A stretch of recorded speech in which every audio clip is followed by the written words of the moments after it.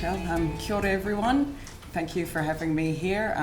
Really excited to be here. It's quite neat to get out of New Zealand and come to Adelaide. So just a bit of background about SkyCity Entertainment Group. Our head office is based out of Auckland in New Zealand. Quite a large property. We have the Sky Tower, so you'll see that feature in quite a lot of my slides. We also have 2 hotels, a convention centre, and we're expanding in Auckland as well with another convention centre and another hotel. We're also got properties in Hamilton and in Queenstown, and casinos as well, of course, and our property in Adelaide here with the casino and the expansion project. So first I just want to touch upon our priority issues, which is climate change, emissions and reducing waste. We did a materiality assessment with external and internal stakeholders, first and foremostly, to identify what we needed to focus on as we progress through our journey around sustainability. We've also identified what we do with the Sustainable Development Goals, as you can see below.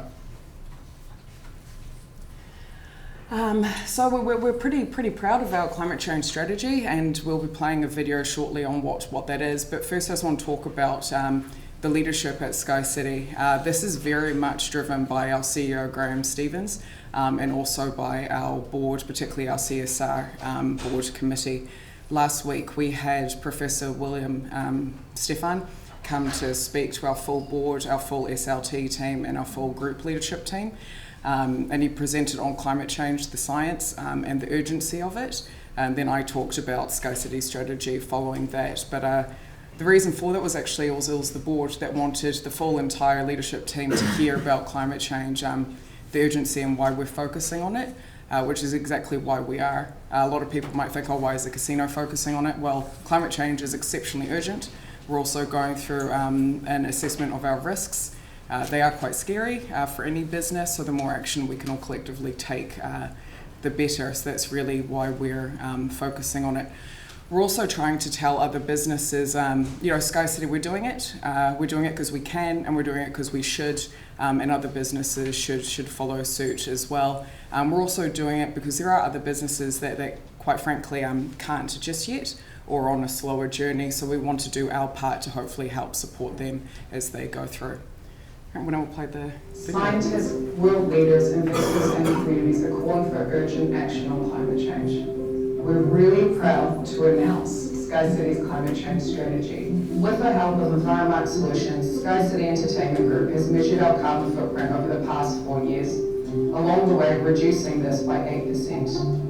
We've set internationally accredited science-based targets to ensure we reduce even further. To achieve these targets, SkyCity has voluntarily set an internal price on carbon. This price is $25 per tonne of carbon. From this $25, just over a quarter will be spent on offsetting our carbon footprint by investing in carbon reduction and storage projects in locations where we operate and where our staff identify from.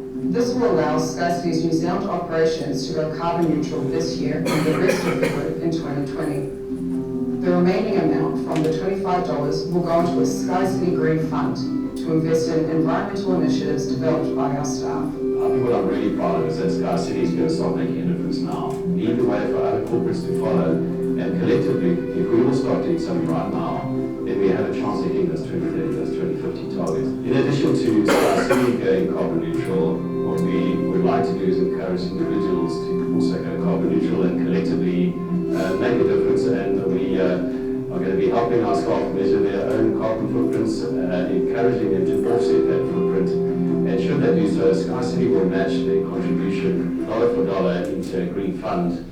We're excited to kickstart our carbon neutral journey. We know the possibility and power of businesses and individuals working together can make a real difference. Right, so with that carbon charge, the great thing about that as well is that our teams cannot budget for it. It is a penalty, it is a tax, they have to pay for it, and it will affect their bottom line.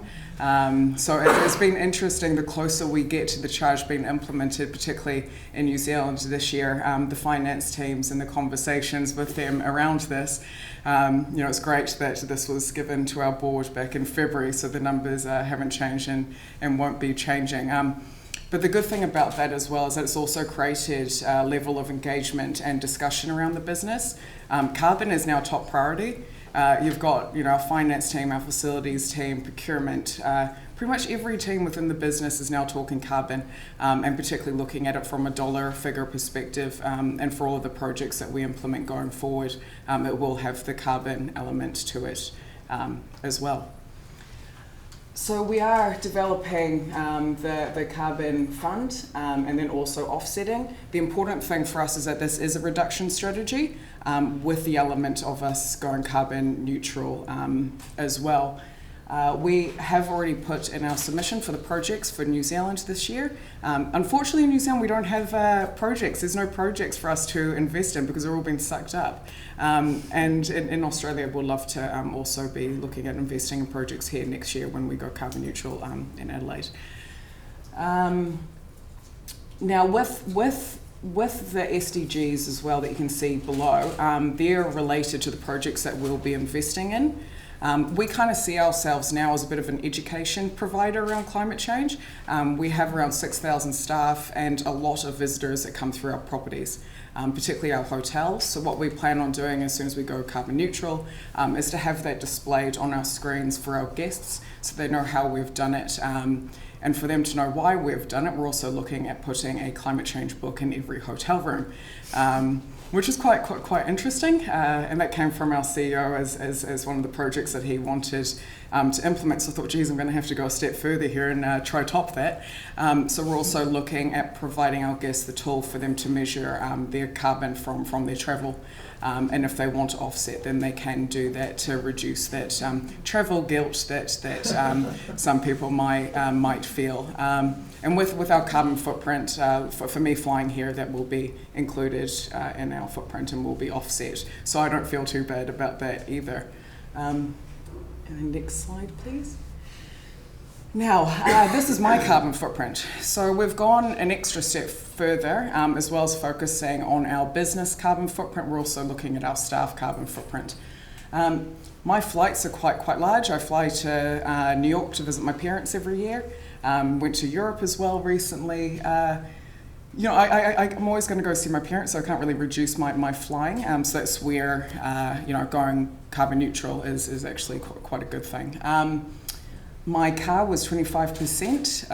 As soon as I saw this, I actually went out and invested in an EV. There's another story which I'll get to about that. We received new stats yesterday on our staff performance going carbon neutral. And we've actually offset, well, they have collectively 500 tonnes. So that's 25 staff members which have gone carbon neutral since we announced our strategy.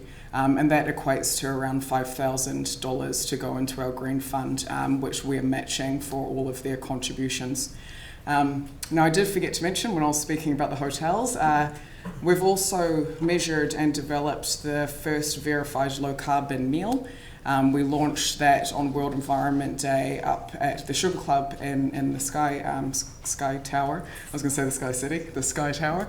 And we had a great turnout for that. We had a lot of New Zealand MPs. There was a representative from every political party, councillors, and also a lot of CEOs, including the CEO of Fonterra, which is our largest company and dairy company.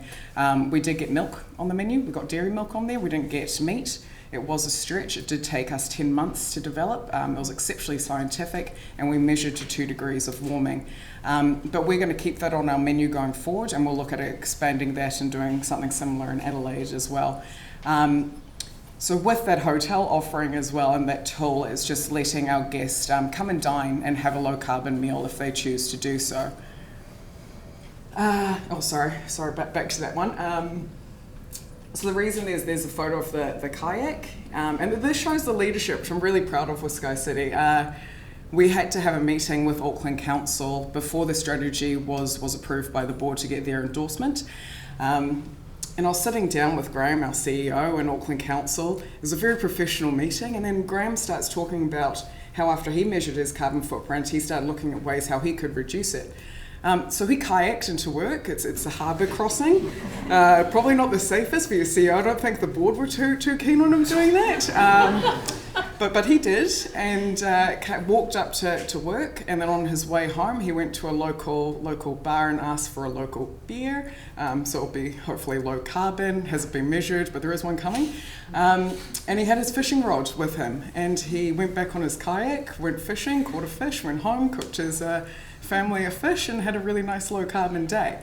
And I think I like telling that story because it kind of humanizes it as well, and it shows how leadership really can take a individual and business stance, and it's important because a lot of people might think, oh, you're greenwashing, but when you tell them the stories of the people behind the company who really do care and fundamentally are trying to make change, they perk up a little bit. All right, so what does the future have in store? Well, it's terrifying if you look at the science. So the more we can do, the better. So I do encourage everyone in this room to measure, manage, reduce, and offset as best as you can. Thank you very much.